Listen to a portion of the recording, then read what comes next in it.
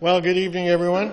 Welcome to the Canyon Country Advisory Committee, and a Happy New Year for another kicking off another year of fun, exciting meetings. Tonight for our agenda, we'll start off with the flag salute and then some announcements. Then we're going to meet the sheriff's Canyon Country East and West Zone leaders.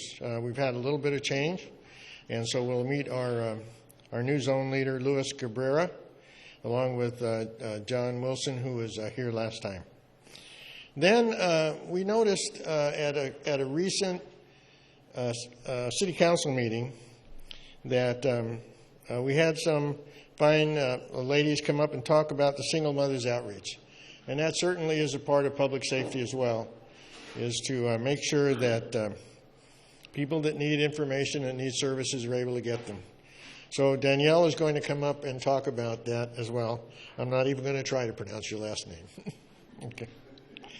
Then we'll talk about 2016 elections and election news and what we plan to do for those events and what kind of meet and greets we're planning to run.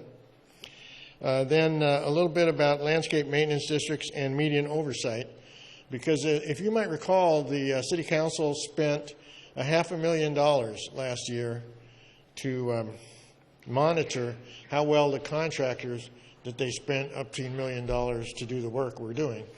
And so we went back to behind them to see just exactly what we got for our $500,000.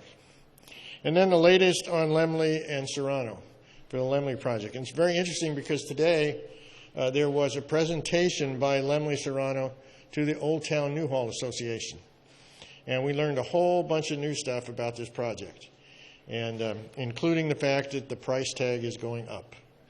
So we'll discuss that a little bit as well.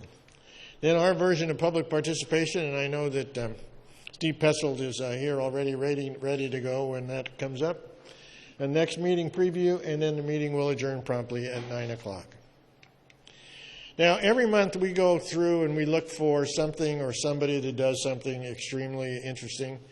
A lot of times we take a serviceman that has done something heroic in battle, or we take a sheriff that's done something really great, or a community member. And this month it kind of struck me a little bit differently.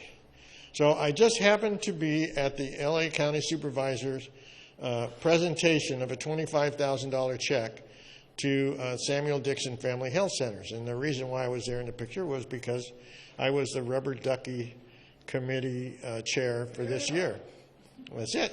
I had my ducky all in line. And one thing that we noticed when we were there was this gentleman, Dr. Dixon. He really didn't want to get in the picture, but we kind of forced him in there. And Dr. Dixon is Reverend Samuel Dixon's son. And he is a medical doctor. And so what he does, not only does he come back to his home city and do some services for Samuel Dixon, he shows up in a motorhome and spends 3 days there and then leaves and comes back a month later or so and does it again. And so it shows that you could be a really hero in your community sometimes in all different ways. It reminds us that there are heroes all around us. And so, Judy, who did you have to do the pledge? Well, would you lead us in the Pledge of Allegiance? Yeah, please rise. Join me. Put your hand over your heart and join me in the pledge. I pledge allegiance to the flag of the United States of America and to the republic for which it stands, one nation, under God, indivisible, with liberty and justice for all. Thank you.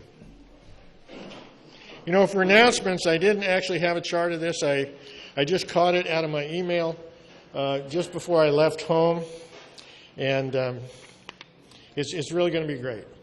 On the 29th of this month, right here at our friendly Moose Lodge, they are going to have a comedy show with a headliner and some other individuals. It's going to be a really neat deal, and there's no cover charge. You can just come and show up and enjoy the comedians in the show. And it's open to the public, so if you are not a Moose member, you still don't have to tell them you're my friend. They will still allow you in here. So it sounds like it's going to be a lot of fun. And if at all possible, I hope you come and support the lodge. I saw in the paper this a couple of days ago that the county was close to finishing a park survey. They were spending $3.5 million doing this survey of all 88 cities in the and the unincorporated areas. And what this is about was in 2014, they did a proposition to try to get a $23 a parcel fee, and it failed. And they were looking to upgrade some county facilities. So we looked immediately, went over to their website, and immediately went and looked in to see how things were going, and found out that Santa Clarita has decided not to hold a community. They're not going to take part in this. I have no idea. So I said, who and when did this decision get made? I don't remember it ever coming up at the council, or it sounds like a policy decision to me. So I checked with Mr. Boydston, and he didn't know anything about it. So it's obviously not a council decision. So how this would affect Santa Clarita is unknown.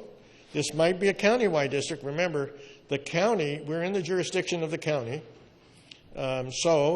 This could be a countywide district, or could be part of the county, could be all of the county, could include the city or not include the city. I have no idea what this is going to do. So we still have the ability to comment. You can go to lacountyparkneeds.org and comment with that. Or you can go visit one of the meetings for the unincorporated area on each side of the valley. I'm going to do that to one of those and make mention of the displeasure that we have in not being a part of this.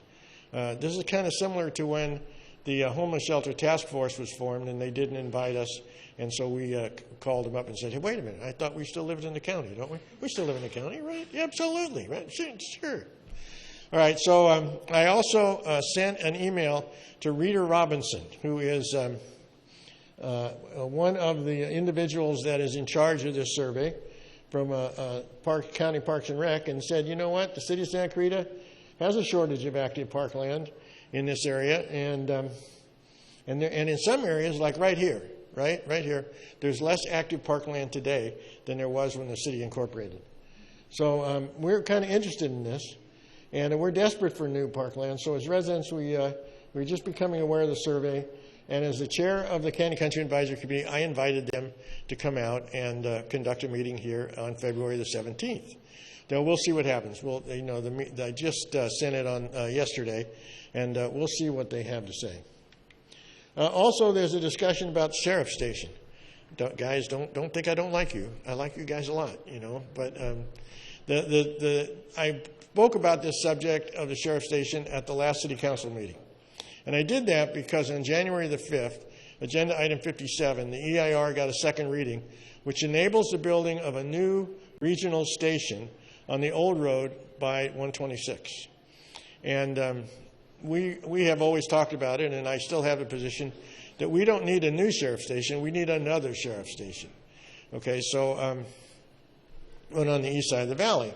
And when I did that at the city council meeting, city manager, Mr. Striplin, responded by saying, oh, Mr. Ferdman's going to be very happy because the city was looking for a new regional station on Golden Valley Road. So I emailed Ken. As you can tell, I like to email people and ask them questions, and told him that I very much appreciated him giving us this information.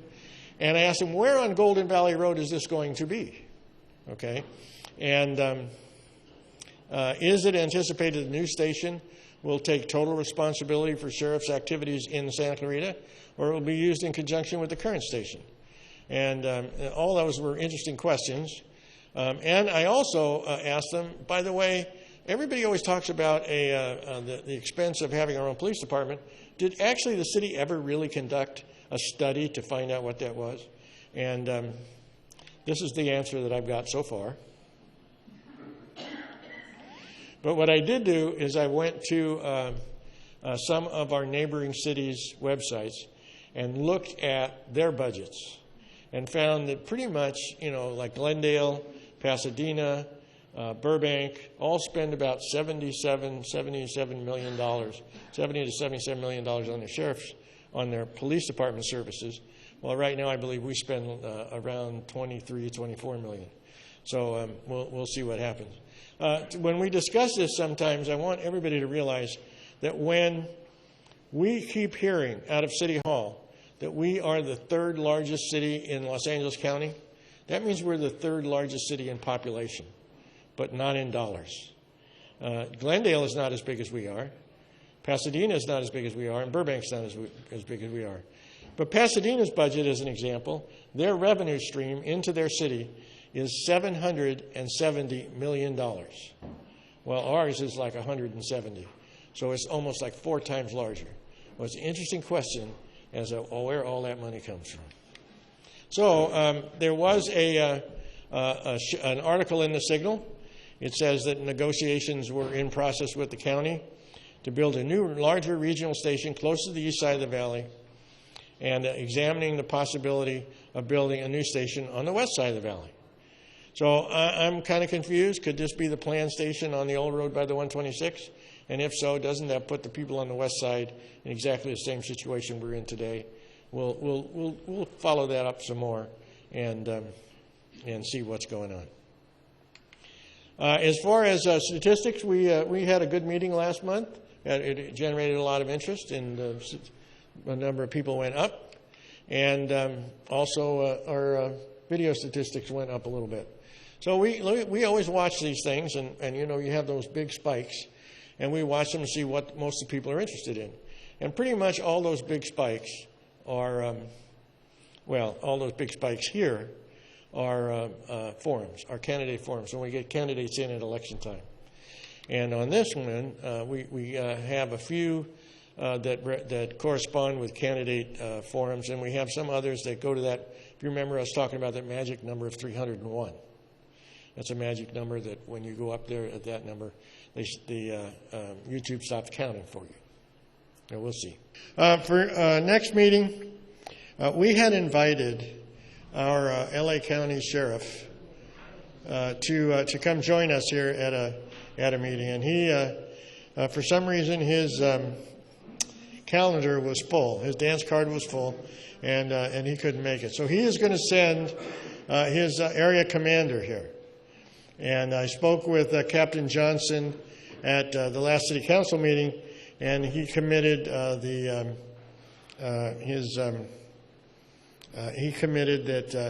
the commander would be here at the next meeting. So we have some fairly high officials in the Sheriff's Department that'll come and visit us at our next meeting. And by that time, I suspect that the Lemley issue might be in concrete. So we'll probably have more information, and we can see how that works as well. So I want to thank all of you for choosing to stick with us here at the Canyon Country Advisory Committee and join us for another year and another meeting. And I hope that all of you would choose to come back and see us next month. Thank you, folks.